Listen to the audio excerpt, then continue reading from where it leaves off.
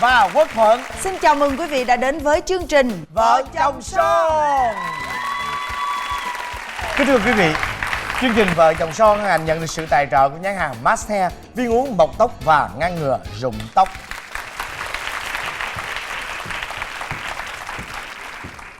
Cái này thì bắt đầu là chuyện tội lỗi do em. Ảnh làm nhân sự mà em không thích những người làm nhân sự. Xin quý vị dành một tràng pháo tay để cùng gặp gỡ và chào đón cặp vợ chồng đầu tiên.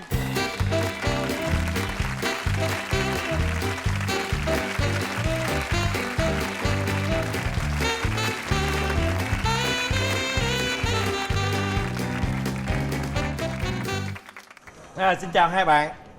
Chà, nhìn cái cà vạt màu đỏ là thấy là hôm nay sẽ là một cái câu chuyện rất là thú vị, rất là rôm rã.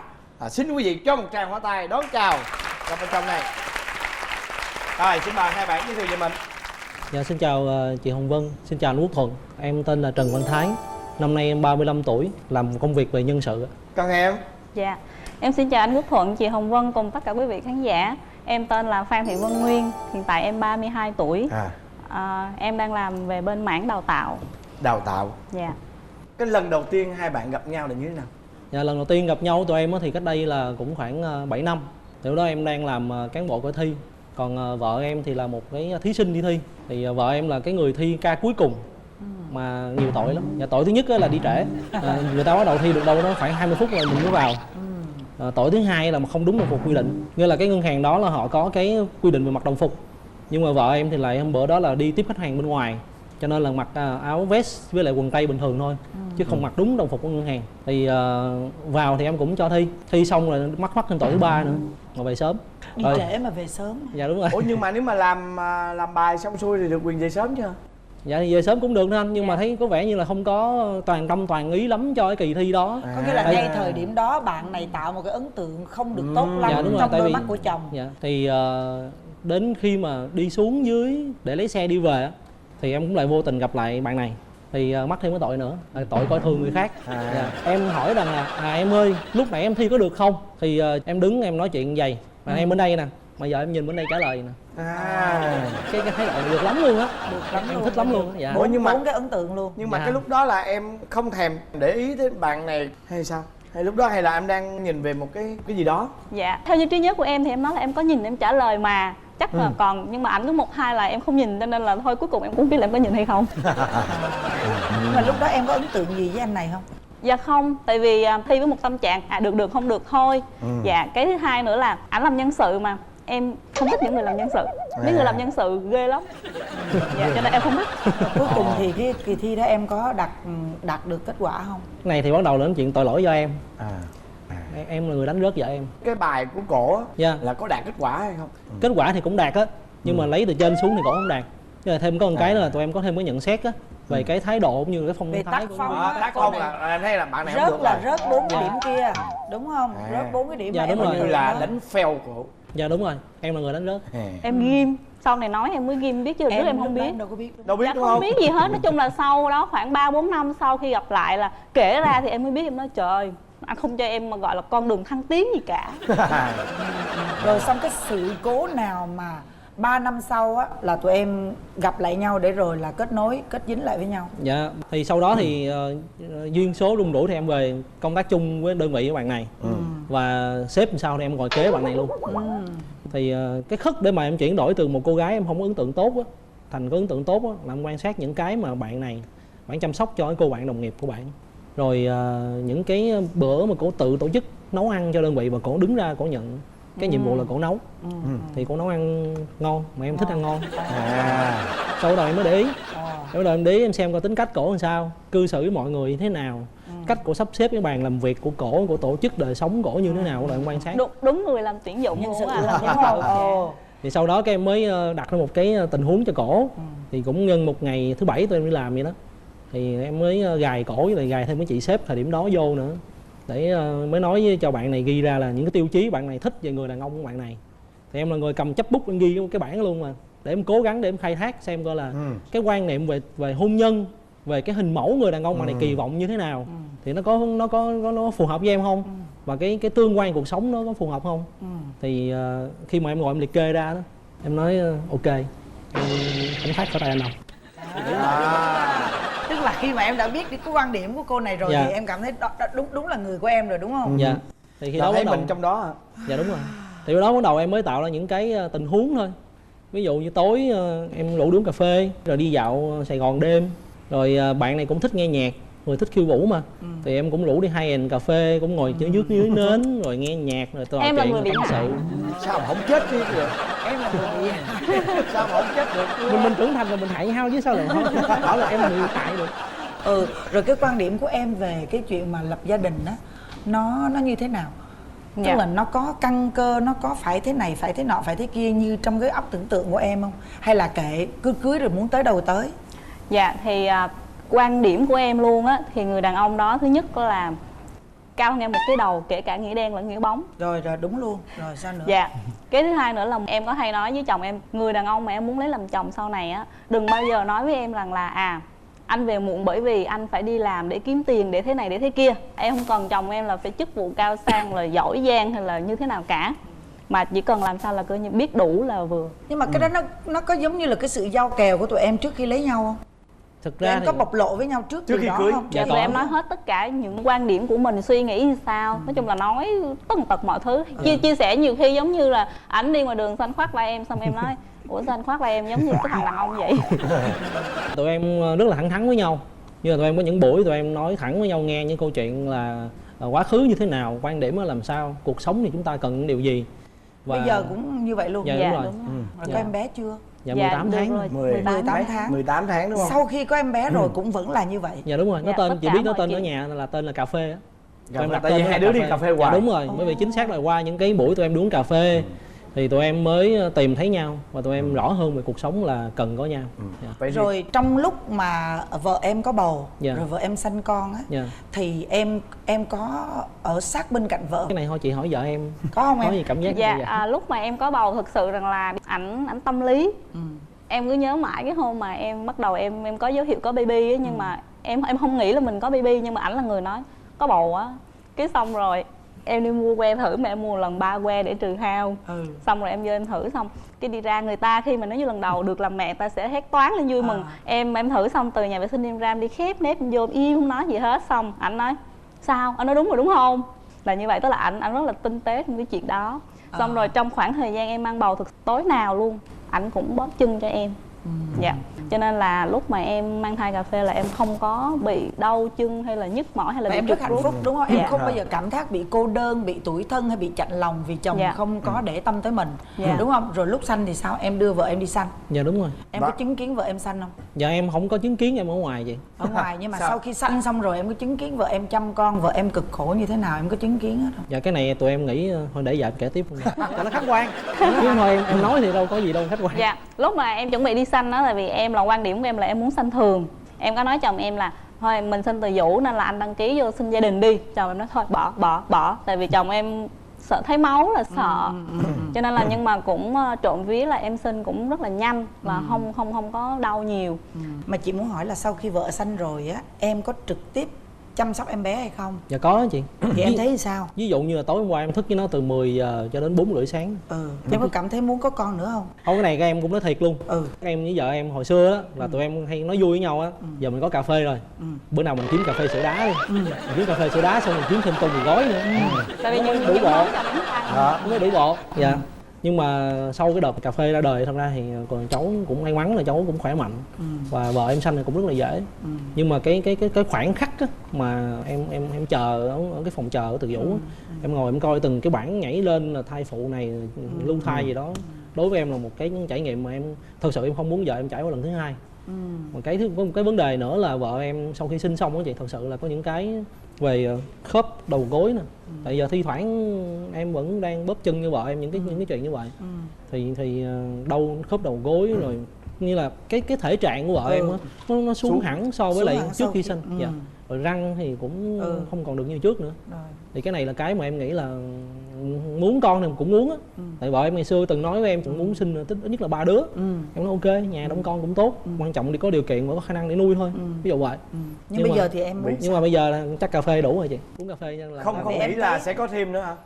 tại vì em thấy thương vợ quá đúng không? Dạ. Em thấy tội cho vợ quá. Tại vì đúng em không? thấy thật sự mà nói á, là con cái quan trọng không phải ít hay nhiều, mà vấn đề là mình chăm sóc và mình nuôi cháu sau này nó trưởng thành và đóng góp cho cuộc sống như thế nào. Cái thứ hai nó sống lên người được rồi. Nhưng mà có nghĩ là nó một mình nó cô đơn không? Chồng Dạ, em có con một. mà. Em con một Thật mà. ra em biết sao không? Chị cảm giác như vậy nè. Cái cách của các bạn là nó lại nửa Việt Nam mà nó lại nửa nước ngoài. Thì tôi thấy là cái cách sống của hai bạn rất là hay. Dạ, Đúng. cảm ơn. Và nếu những bạn trẻ nào mà mình chuẩn bị lấy nhau á, mình nên tham khảo ở cái cặp này. Đó, chính vì vậy mà nãy giờ chị muốn hỏi Dạ. tới là vì lý do như vậy. Dạ. Đó thì rất cảm ơn hai em, bởi vì chị nghĩ rằng chắc là cuộc sống của em rất là hạnh phúc và tụi em sẽ không có cái chuyện mà đi đến cái xung đột mà đến cái mức mà con cái nó phải mệt mỏi vì mình, hoặc là tự bản thân Giỡn mình sẽ không ạ? mệt mỏi vì nhau. Giỡn là Dạ. Không, cái đó, điều đó chị chắc chắn, bởi vì họ đã giao ước, họ đã tìm hiểu nhau tận cùng rồi về tất cả mọi thứ. Đó thì thôi giờ đó là chị cảm ơn trước rồi, bây giờ Dạ. mình chuyển qua cái khác nữa nè. Sau khi Có nghĩa lấy là nhau sau khi cưới rồi đã ngồi nói chuyện với nhau hết rồi thì chắc chắn là đã quá hiểu về nhau rồi. Dạ. Cho nên là có tật xấu gì hả? Dạ có chứ, ai không có tật xấu à. Chắc Ví chắn. dụ? Dạ tật xấu của em là nói chuyện cái gì cũng vậy không chị, là phải có mở bài, thân bài, kết luận. Mà em á, em thích cái gì đi thẳng vấn đề. Giờ muốn A nói A đi, mà vợ em phải cho vợ em trình bày. Không cho có vợ em đi trình ngoài bày là nội không thành, được. vô Đó. thẳng trung tâm. Dạ. Còn cái gì Rồi. xấu nữa không? Dạ em đối với em á chị, Có nhiều thì, thôi. em không dám nói vợ em 100 điểm. Nhưng mà em rất là hài lòng với cuộc hôn nhân này, rất là hài lòng với lại người vợ của em Với bây giờ. người vợ này có nghĩa là vợ em chỉ một cái chút Một cái xíu duy nhất là thôi. Còn- hơi diễn giải nhiều thôi. Còn những cái điểm khác của vợ em á, thì thật ra là em nghĩ cuộc sống của tụi em như tụi em nói chuyện với nhau ban đầu á, có những cái tụi em chưa khớp với nhau thì tụi em sẽ tìm cách để mà dung hòa. Tại vì tụi em thật ra bản chất á, cá tính em cũng mạnh, mà cá tính vợ em cũng chẳng vừa gì. Chính vì như thế cho nên là tụi em có một cái điểm dừng kỹ thuật khi mà tụi em trao đổi với nhau bất cứ vấn đề gì. Chỉ cần hai đứa nhìn đối diện nhau mà thấy bên nào á mà có vẻ như là đi chuẩn bị vượt cái ngưỡng về mặt cảm xúc á, là bên kia điều tiết lại. Thì tiếc lại liền. Dạ đúng Thế rồi. còn bên ông xã em thì có tật xấu gì? Dạ, ngoài trừ những cái tốt ra thì nhiều lắm. Cạn lời luôn á. Em nói đùa vậy thôi chứ thực ra đến thời điểm này chồng em là một người tinh tế và ảnh là người sống hướng về gia đình, đó là điều em cần nhất. Dạ. Nhưng mà hút thuốc lá, mê game, ảnh mê công việc quá. Thực ra cái đó là điều tốt. Nhưng mà nhiều khi em cứ hay nói vui một ngày 24 tiếng á, mà nhiều khi em với anh gặp nhau á, nói chuyện không được nhiêu. Thì cho nên là những cái điểm mà em mong muốn chồng em gọi là, thực ra cái này không phải lên đây em mới nói mà em nói hoài, ngày nào em cũng nói. Nói chung là nói tóm lại là vậy, muốn chồng em sau đó chị Nó Dạ. mong muốn thay đổi luôn đó. Bây giờ Mong muốn vô thay trung đổi tâm, luôn. Dạ. vô trung tâm liền luôn nè. Bớt hút thuốc, bớt mê game và vô toilet nhanh tí. Vô trong toilet chơi game đó, phải không? Vô trong đó lén lén vợ chơi game đó. Dạ không, tại vì không phải em lén nữa, cái đó là em công khai mà. Hay là vừa hút thuốc vừa chơi game? Anh biết Dạ, hồi đúng xưa rồi đó. hồi Đúng hồi không? xưa dạ hồi xưa mà em còn quen là bạn á, em nói thẳng luôn mà, em kể luôn cả cái chuyện mà hồi xưa mẹ em từng nói với em á, thôi mốt khi nào xây con kệ sách á bỏ ở trong nhà vệ sinh luôn, con chồng ngồi đọc. Quan điểm của em á đó là cái khoảng thời gian đó em tỉnh lại, và em dùng cái khoảng thời gian đó để mà em suy nghĩ lại một cái ngày vừa qua đã trải qua những cái gì. Mình gặp rất là nhiều những cặp vợ chồng mà họ có những cái quan điểm sống rất là thú vị. Thực sự là tụi chị tiếp xúc rất là nhiều rồi. Nhưng mà vợ chồng tụi em là một trong những cặp vợ chồng mà gần như nó là một cái cặp vợ chồng mẫu á, để mà các bạn trẻ có thể tham khảo cái cách sống của hai bạn này. Tức là Tây thì không phải là Tây hẳn, nhưng mà ta thì cũng không phải là ta hẳn. Các bạn biết mix lại á, tổng hợp lại hai cái cách sống như vậy để mà điều tiết cái cuộc sống của gia đình mình nó hoàn hảo nhất. Thì chị thấy là cái điều đó nó quá tốt rồi. Tụi chị khuyên thì là không còn gì để khuyên tụi em nữa, mà chỉ biết là chúc hai em á là cứ giữ vững được cái hạnh phúc như thế này mãi mãi. Và mong rằng khi tụi em giáo dục con của mình á, các con nó cũng sẽ lĩnh hội được cái cách sống của tụi em. Bởi vì chị thấy là vợ chồng tụi em có một cuộc sống gia đình rất là văn minh, mà tụi chị rất là thích cái điều đó. Bin ha, em công nhận không? Đó, ngay cả cái chuyện mà em không muốn cho vợ em có thêm đứa con nữa là bởi vì ảnh hưởng sức khỏe và cái sự mà cực khổ của vợ em, chị cũng rất là thích luôn. Cho nên là thôi, chả biết nói gì hơn là chúc tụi em hạnh phúc thôi. Dạ. Nha. Cảm ơn chị. Bởi vì em không có thích ca nhạc, nhưng mà em chấm cái là cười đểu, quá đểu, cười đểu mà em thấy gian gian. Và bây giờ xin mời quý vị cùng tiếp tục gặp gỡ một cặp vợ chồng nữa để xem họ mang đến đây câu chuyện thú vị gì đây. Mời quý vị dành một tràng pháo tay đón chào họ.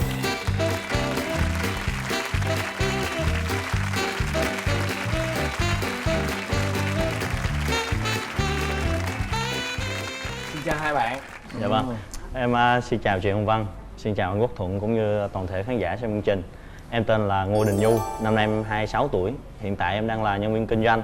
Thế còn em? Dạ, xin chào chị Hồng Vân, xin chào anh Quốc Thuận. Em tên là Hồng Hạnh, em 25 tuổi, em đến từ Gia Lai. Gia Lai. Dạ. Hai em là cưới nhau bao lâu rồi? Tụi em cưới nhau được 6 tháng rồi. Mới đây thôi đúng Dạ không? vâng, Dạ. dạ. Mới yêu nhau bao lâu? Yêu nhau được bao lâu nữa? Dạ, yêu nhau đến giờ thì nó được hơn 1 năm rồi. Yêu nhau 1 năm đúng Dạ, không? Vậy đúng tụi em rồi. quen nhau như thế nào? Dạ, thực ra thì là em là người làm trước trong công ty, vợ em là người vào sau và làm chung team với em. Lúc đó thì vào thì vợ em cũng là người khá đặc biệt. Bởi vì team em lúc đó là có 7 người con trai, chỉ có duy nhất là vợ em là con gái. Chỉ có một bóng hồng thôi. Dạ đúng vâng, không? dạ. Có cô một thư ký nữa nhưng mà không Có có cùng trong cô thư team. ký nhưng mà ít chơi thân cô thư ký hơn. Dạ vâng. Dạ. Lúc đó là em vô một cái team này toàn là đàn ông không? Bởi vì anh này có phải là cái nhân vật mà em ấn tượng nhất không? Dạ, cũng có ấn tượng bởi vì thứ nhất là về cái nụ cười. Chắc anh đẹp trai nhất trong Đẹp trai thì em không chấm bởi vì em không có thích trai đẹp. Nhưng mà em chấm cái là cười đểu. cười đẹp. Quá đểu. Cười đẹp không? Cái mặt cười tươi mà. Không, cười đểu mà em thấy gian gian. Dạ. Có nghĩa là cái ấn tượng của em là về cái nụ cười điểu của anh. Dạ. đúng Còn rồi. em ấn tượng về cô này là Dạ em ấn tượng gì là thứ nhất là về cái cá tính khi vợ em bước vào trong cái team của bên em. Với lại là một cái tên khá là đặc biệt đó là Hạnh Sino. Kèm với một cái hình xăm nữa thì tụi con trai lại bảo là có một người vào chung team nữa, xăm mình nữa, nhìn cũng cá tính. Em thì em lại thích những người mẫu phụ nữ cá tính hơi lì lợm xíu, thấy cũng bụi bụi, hay. Nói suy cho cùng là hai em đều có những cái ấn tượng đẹp. Tốt. Vâng, Ấn tượng dạ. tốt về nhau. Dạ vâng, dạ. Cho nên Ủa? cái chuyện mà Ấn tượng cười đểu là tốt hả? Em thích hả? Em Tại thích cười điểu mà. thích cười đểu. Cười điểu. Cười Nào mà điểu. ghét cái nụ cười điểu mới là ấn tượng. Hay quá, hai chồng ngộ quá. Rồi đến với nhau làm sao? Tụi em làm chung với nhau thì hay đá bóng chung. Tại vì tụi em team 7 thằng thì hay tổ chức đá banh chung lắm. Cũng thấy đặc biệt là vợ em cũng là người đá banh. Mà đá banh lại giỏi hơn những một số anh em trong cái team của em hiện tại. Bởi vì công ty em á thường xuyên có những cái cuộc mà đá banh giao lưu cuối tuần. Là em vô đá luôn. Thì em Dạ là vâng. người như là thứ nhất là đi phụ họa trước về nước non thôi. Nhưng mà có một lần đó là thiếu người. Mà em thì trước đây là em có cũng trong cái đội bóng chuyền với đá banh của trường. Nhưng thôi thì mình vui vẻ với anh em luôn. Dân sale mà đâu có sợ, không có ngại. Em ra em đá luôn. Thì nói chung cũng được ghi bàn. Thì mấy anh này cũng khoái. Trong đó có em. Dạ em kiến tạo vợ em ghi bàn. Đạo em. Vui. Nói chung là tình yêu nó bắt đầu từ đá banh. Dạ vâng, dạ. Bắt đầu từ sân cỏ. Dạ. Nhưng mà lúc tụi em mà chính thức yêu nhau vậy cái team của em có ủng hộ không? Khi mà tụi em công bố tình cảm ra thì team của em là bất ngờ trước. Tại vì họ không nghĩ là em với vợ em âm thầm tìm hiểu với nhau. Tại vì trên phương diện công việc hay đi chơi tụi em vẫn bình thường. Sao mà lúc công khai cái mọi người vỡ òa ra? Dạ. Không, Công lúc khai. đến lúc công khai bọn bạn em nó cũng chưa biết. Tại vì hôm đó là sinh nhật vợ em là ngày 8 tháng 11. Hôm đó em đi sớm em mua bó hoa hồng to lắm. Em ghi là hội những thằng thích Sino thân tặng. Không ngờ tối về em thấy là vợ em ghi status là từ nay quan tâm thêm cho một tay lái nữa. Là biết là cô ấy có tình cảm mình. Thế lúc là em mạnh dạn hơn. Dạ. Ai là cái người tỏ tình? Dạ em. Chồng em chứ. Tỏ tình. Tỏ tình hôm đó là có những hộp xoàn không? Hay là những cỏ? Dạ. Hay là hoa? Hay là bánh kem? Anh Dạ này không, tỏ em, tình thì khác những anh khác. Nó khác Thì là sao? chồng em gọi cho ba. Ba cho con lấy cái cô này làm vợ. Ba nghe điện thoại thử coi thử được không. Thì là ảnh mới chuyển điện thoại trực tiếp qua cho em. Trời đất. Thì em cũng dạng luôn, em kêu Cái đó là dạ. cầu hôn hay là cầu Dạ, lúc thì nói đó chung coi là như là màn là cầu thầy hôn đúng luôn không? anh. Dạ. cầu hôn. Qua điện thoại. Mượn phụ huynh. Qua điện Cầu hôn qua thoại. điện thoại mà nhờ trợ giúp là phụ huynh. Dạ. Đó. Rồi sao? Xong thì trước đó thì em cũng có tìm hiểu rồi. Và em biết cái hoàn cảnh ở gia đình ảnh á. Thì hiện tại lúc đó là đang mùa mưa nữa. Thì em cũng hỏi thăm ba mẹ ảnh luôn. Thì ba mẹ ảnh sau khi kết thúc cuộc nói chuyện á, ba thấy cũng được. Thì đó. Thì cái đó là bắt đầu từ đó tụi em quen thân hơn. Nhưng có nghĩa là sao ngộ vậy ta, đang họp rồi nói nói chuyện với vợ là sao trời? Không, lúc Bởi là, vì là nó là lạ. nói chung là cái hôm đó là ngoài quê em có thiên tai. Ngoài miền Trung em mùa đó mùa mưa và cầu sập thì gọi về cho gia đình nói chuyện. Lúc đó mình thấy là gia đình nói chung cũng thương mình nhiều, cũng muốn để có vợ. Cái thì đang nói chuyện với ba về công việc, thì cô này ra hỏi có chuyện gì vậy cậu, lúc đó là còn xưng cậu với tớ. Bảo cái nói chuyện với ba thôi, cô ba coi được không con cưới luôn cho rồi đỡ khổ. Thế là đưa điện thoại nói chuyện luôn. Dạ. Lạ chứ bộ. Dạ. Nhà phụ huynh cầu hôn. Dạ. Rồi coi như là sau đó thì về ra mắt nhà chồng nó có vui không? Dạ vui chứ. Ông vui chắc Dạ. cũng cố gắng nén lại chứ. Vậy á hả? Bên gia đình chồng có thích, có nghĩa là nhìn em á, chắc có lẽ là một người Xăm á, có thấy hình xăm á, có mắc hồn không? Ông lúc mà em về thăm á là chưa có biết. À. Biết hình xăm của em là chờ lúc mà đám cưới xong mới biết. À. Là lúc em cũng mặc váy vậy nè. Cho nên có nói gì không? Vậy thì sau khi mà cái đám tiệc nó xảy ra xong á, thì em có nghe chồng em thọ thỉ á, kiểu em ơi mẹ nói á là em về chắc xóa hình xăm đi, hoặc là lúc mà về á thì mặc áo kín lại. Xong em cũng buồn, em kêu bây giờ hình xăm nó đâu có phải là đánh giá con người đâu anh, nên có gì cái này để có gì từ từ em nói chuyện với má. Xong em cũng chủ động lại, em gọi điện cho má luôn, kêu má ơi trong nhà con ai cũng xăm hết má ơi. Là đều là cái nó cũng là cái nghệ thuật thôi má. Ông má cũng thông cảm, kêu má cũng biết rồi, nhưng mà là do ở hàng xóm người ta vậy, người ta nói tới nói lui thôi con, không sao. Dạ. Nhưng mà sau này á, thì em được trấn tĩnh lại ở bố chồng. Thì bố cũng có ngồi nói chuyện với em, bố tin con thì tụi con cứ sống với nhau cho nó hạnh phúc đi, để cho người ta thấy là những cái bên ngoài đó đừng có Không để là người cái ta gì hết. mắc hình nhau. Dạ. Rồi sau khi cưới nhau về rồi Dạ. Tật xấu gì không? có tật 6 xấu cái. không? Dạ. Tật xấu thì trước đây hình mẫu của em á thì là người đàn ông trầm tính, ít nói, nhưng mà anh này về nói nhiều quá. Nhưng mà em thích. Nói và nói có duyên đúng không? Dạ. Nói chung là vắng ảnh trong gia đình thì nó cũng buồn. Rồi còn cái gì xấu? Còn Cái đó, nếu mà em thích thì đâu phải là tật xấu. Dạ. Còn cái tật xấu nữa là nếu mà hai vợ chồng có cãi nhau á thì anh cứ tâm sự, đừng có trốn ở nóc nhà để mà đi tìm. Ủa là sao chú? Là đi mỗi lần mà gây lộn là em bỏ đi hả? Thực ra là em có một đặc điểm, đúng là cái nhược điểm của em luôn, là khi mà em gặp chuyện gì nó bế tắc á thì em hay tìm chỗ nào đó em ngồi một mình, xong hết rồi em quay lại thôi.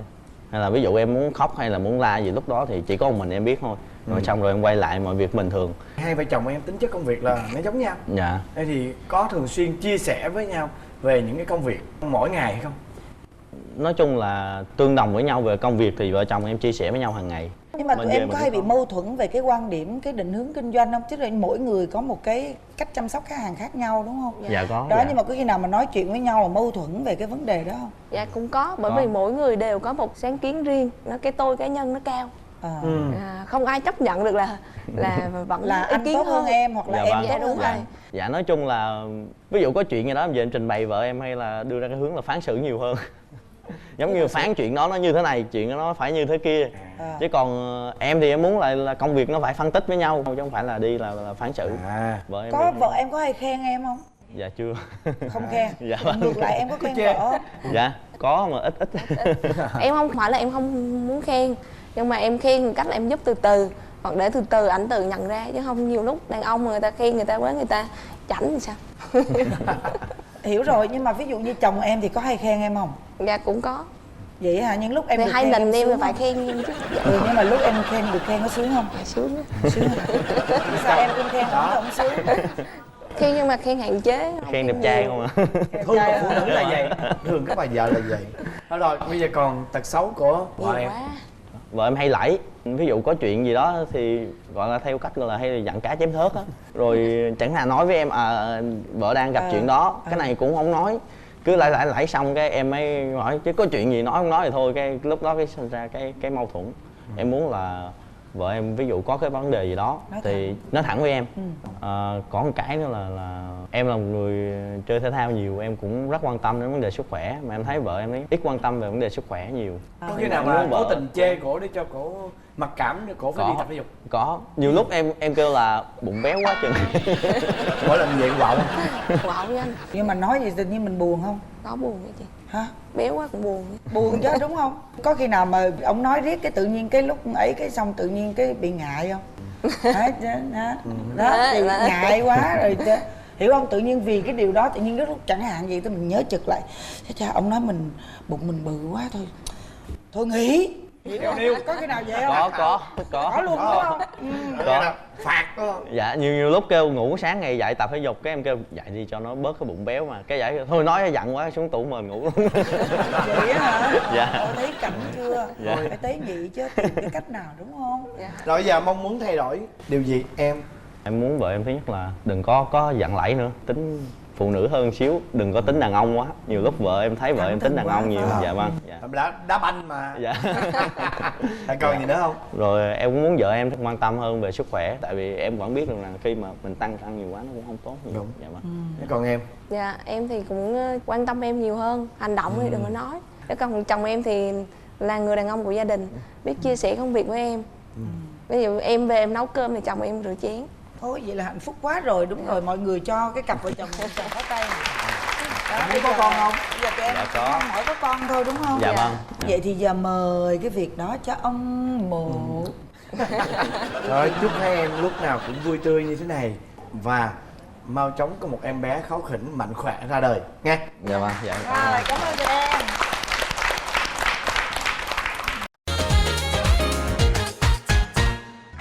Và bây giờ là đến phần kiểm tra hữu ý và bốc thăm may mắn. Chúng ta có các phần quà như sau.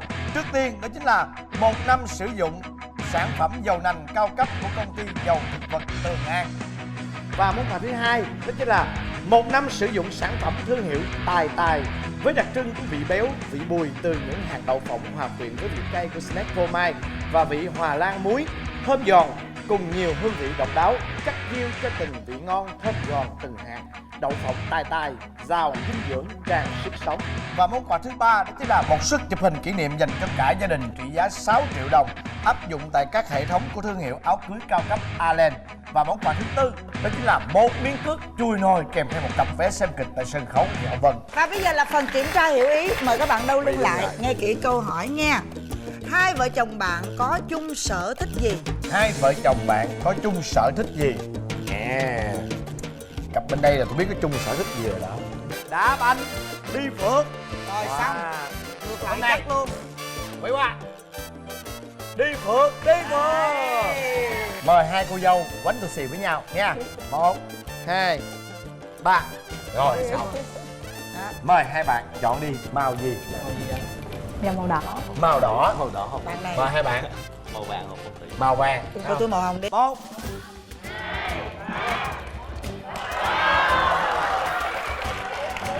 Mời hai cặp vợ chồng chuẩn bị mở nha. 1.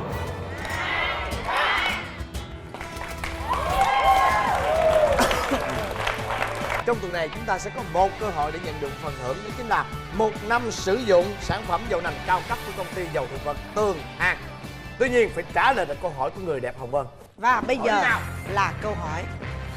Câu thứ nhất, cô vợ ở cặp đôi thứ hai chơi môn thể thao nào giỏi nhất? Trời ơi ghê quá. A. Đá banh, B.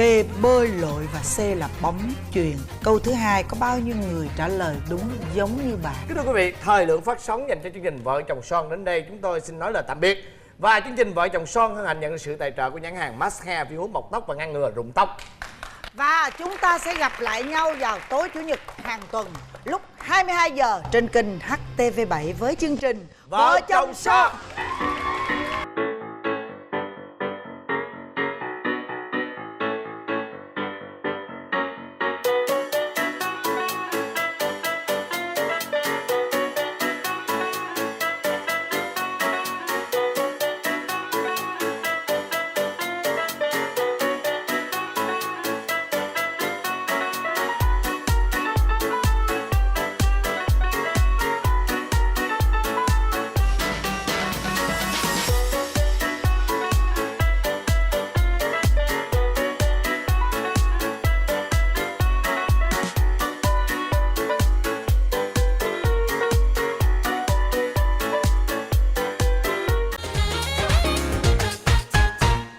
Nếu như mà chị chấp nhận em với chị quen nhau thì thôi mình đổi cách xưng thôi. Viết thư ngược lại cho mình thấy cũng bỡ ngỡ.